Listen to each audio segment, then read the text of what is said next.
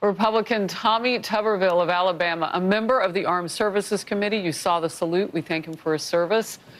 He also introduced a bill challenging President Biden's changes to Title IX, which allow men to use women's bathrooms and locker rooms. I mean, you said there'd be a slippery slope. You were right. Well, Harris, thank you for your fight on this, and thank you for bringing it to light before the election with President Trump in your interview. I think that had a big push to get him elected.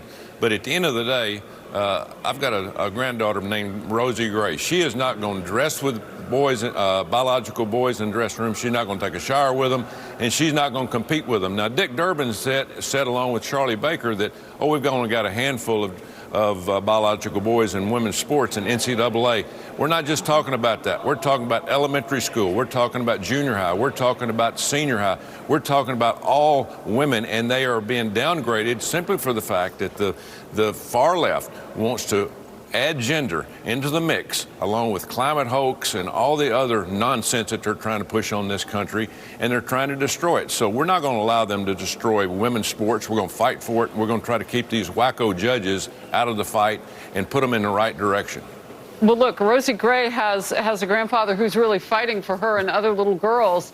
And this really is going to take a fight, because apparently there's a push by, I don't know if it's just Charlie Baker ahead of the NCAA or if they're more like him in leadership in sports, but they want to make hundreds of thousands of people capitulate for fewer than 10 other people. Like, we don't do that in any other part of society, do we? No, you're exactly right. Charlie Baker does not believe this. He hates lawsuits, Harris. He is under the gun with lawsuits right and left. He's trying to keep the NCAA afloat. But at the end of the day, I know complete, entire high school sporting teams across the country in different states that are all biological boys participating in women's sports. The entire team.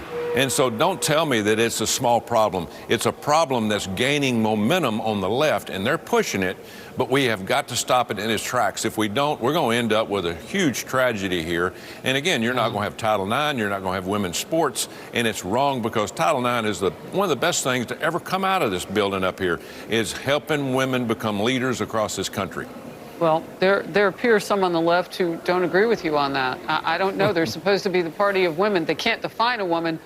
But now we're just asking them to define a man and a woman in a small space, locker room, and in sports. It's not hard. All right, we'll move on. Paris Hilton on Capitol Hill this week. She scored a major legislative victory on an issue very personal to her. The Stop Institutional Child Abuse Act is headed to President Biden's desk. It passed the Senate unanimously and cleared the House with overwhelming bipartisan support. The new legislation would require regular studies and reports. It would then work on solutions to prevent child abuse and deaths in youth residential programs.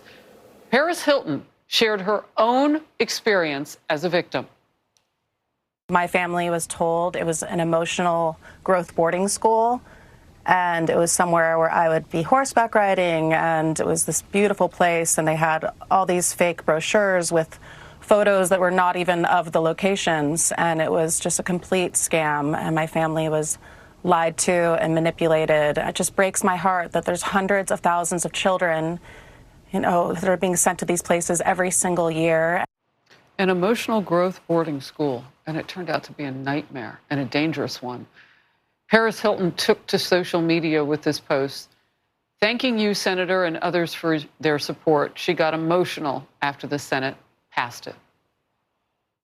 We've worked so hard on this bill the past couple of years, and just to be here today and see our bill pass in Congress, this is just a huge, huge victory for all the survivors and all of the families who have been victims of this industry.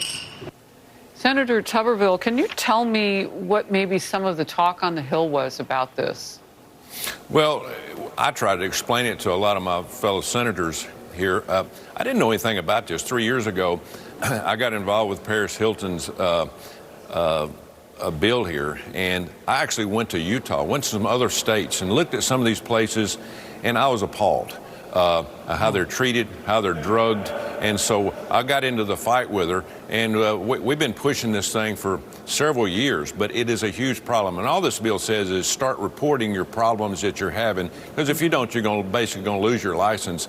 It's a huge problem across the country. We have a drug problem. A lot of these kids are on drugs that go into some of these places. But again, at the end of the day, it's about treating people the right way. All you have to do is read Paris Hilton's book, which I did.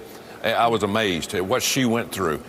Here's a young girl that had everything going for her, and her parents actually believed the people that were supposedly taking care of her, they were doing just the opposite. So just be careful what you do and the places that these kids are put into, and they cost a fortune, Harris, to put them in. $15,000 a month. It's a fortune.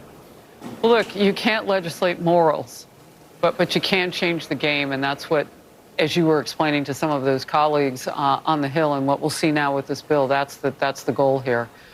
Thank you very much, Senator. Always great to have you in focus. Thank you. Merry Christmas. Merry Christmas.